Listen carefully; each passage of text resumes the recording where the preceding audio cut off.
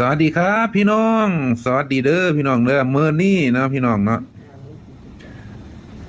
ไปพ่อเหรียญนี่มาถือว่าสุดยอดนะครับมันมีคนมาขอซื้อ5 ล้านบาทโธ่มันสิแพงปานนั้นบอกเขาขอซื้อ5 ล้านบาทกับเหรียญ5 บาทนี่เนาะพี่น้องมาเบิงข้างหลังนี่มันสิเป็นจังใดพี่น้องมาเบิงไปพร้อมๆกันเด้อมันปีพศอีหยังฮะนี่ขอบก็คือกันหน้าก็คือกันเนาะพี่น้องเนาะเขามาขอซื้อ5 ล้านนะพี่น้อง5 ล้านที่โดมันปีพศอย่างนั้นหายากนี่เนาะหายากอีหลีเด้อพี่น้องเคยเห็นบ่ปัดโธกวนปีอย่างพวกนี้เบิ่งก็บ่ออกซ้ำพ่อเขาขอซื้อ